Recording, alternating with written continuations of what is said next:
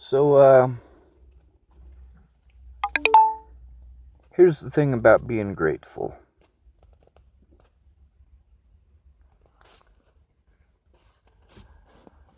I'm grateful for what people thought they were doing.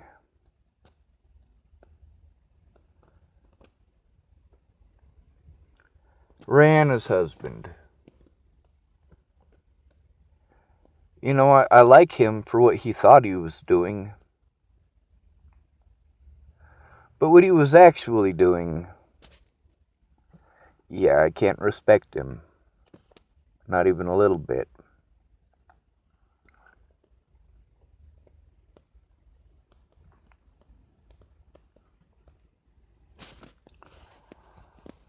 See, these people didn't realize when they made their promises that it was going to take all of my resources, which aren't mine.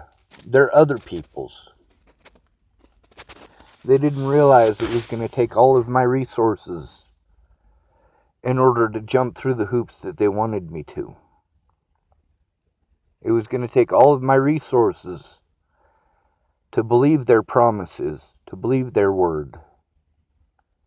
So they needed to keep it. And every time they didn't, every time they assumed the worst or wouldn't communicate with me, it made it difficult.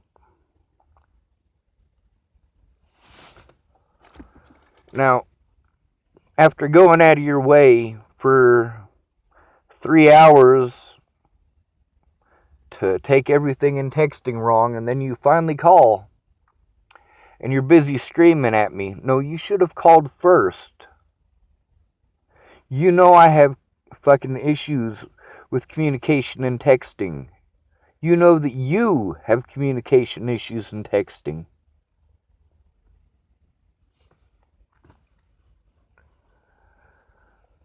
I needed somebody to take a look at the evidence back in January of last year. After what happened to Natalie, I mean, seriously. I needed people to actually take a look at what the fuck was going on. They should have looked before Natalie was dead. They should have listened to me before Natalie was dead.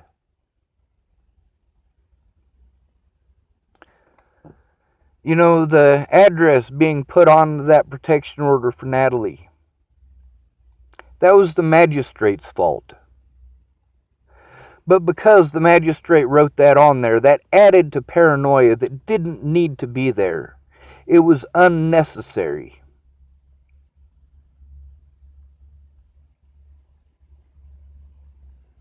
By the time people were calling me a rapist and a child molester, Natalie and Alicia needed to come fucking forward.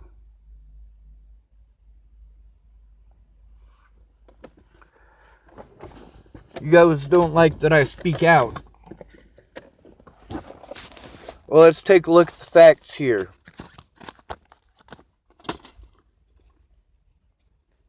The facts are, I did everything in my power to get an honest day in court.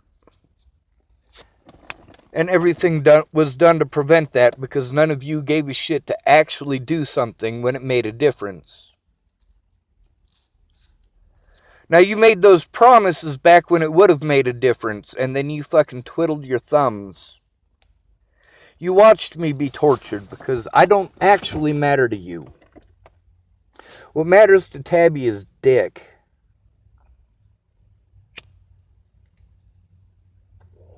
Is that entirely true? No, she cares about her family greatly. She is an excellent mother.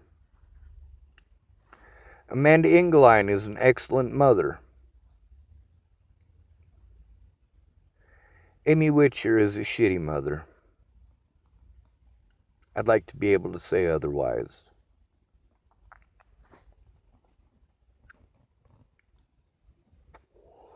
Miss Peaches is a wonderful mother.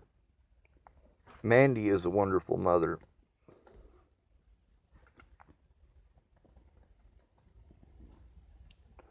I'm pretty sure Alyssa is a wonderful mother too. My mother's not. My sister is a great mother. My little sister Tara. Yeah.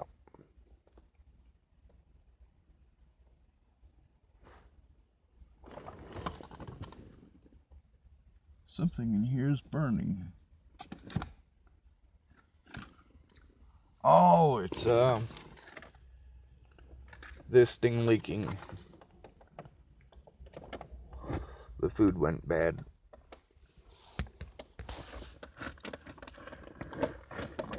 For a lot of these people, it's their children they were trying to keep safe.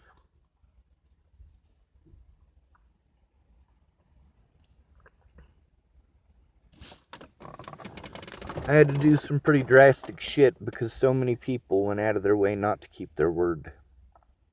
And when they didn't keep their word, they wanted to alleviate their sins. They wanted to make their sins okay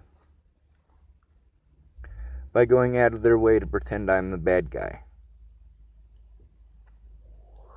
And it's easy to do. It is. When you're going out of your way to find an excuse not to keep your word, it's real easy to do that. The thing is, I was never allowed to defend myself against anyone's accusations. I was prevented from having the money, prevented from having the time, prevented from having the resources, prevented from having access. Going from one shitty environment to another. At least Tabby was willing to admit that bullshit with Josh. But even if she wasn't willing to admit it, she's fighting that stuff in court right now. The very shit that I said about Josh Eichelberger, I believe is his last name. Tabby is fighting with that man in court. And much like many abusive situations, I documented it on Facebook, and she is allowed to take anything off my Facebook she chooses.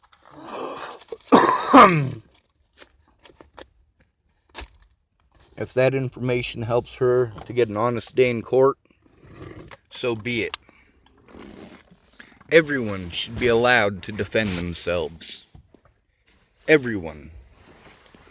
And just because I don't agree with Tabby, and just because she did me wrong, just because her boyfriend did me wrong,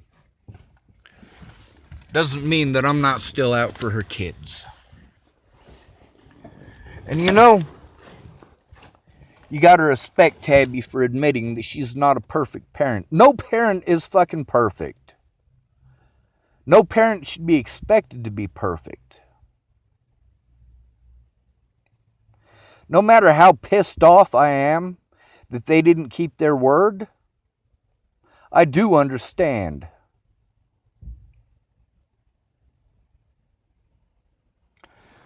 The only problem is because Tabby didn't come forward when she should have, well, Josh Eichelberger can try using me to pretend that Tabby was putting her kids at risk. But you know what else? Nobody's gonna care that I documented that shit when it happened. Because she didn't care when she could have made a difference by keeping her word. Now, Tabby didn't start playing victim until I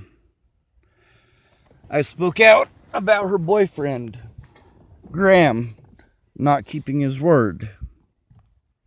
She felt that it was her duty and her responsibility to protect her penis.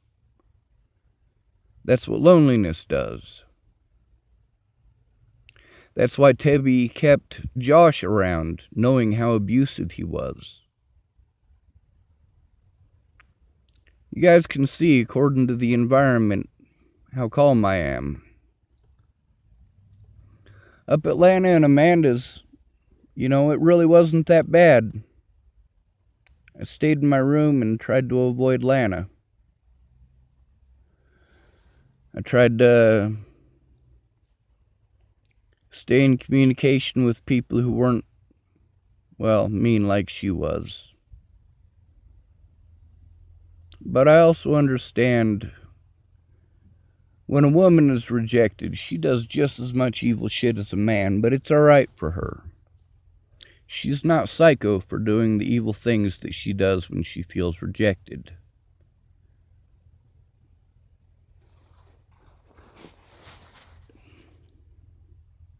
We live in a sexist society where we blame everything on men. If a man does it, it's his fault. If a woman does it, it's a man's fault. We need to look at both sides. 22 fathers every day kill themselves over not having enough money to show the truth in court.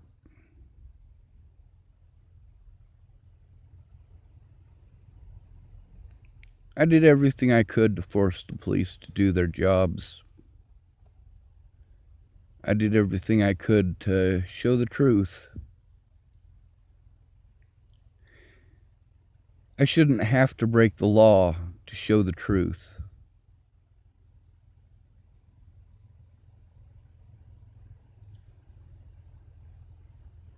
I shouldn't.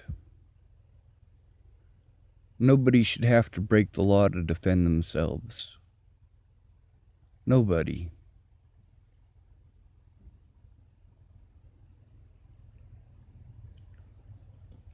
Just remember, it wasn't the bullies that killed me. It was the people who said they loved me and then just watched.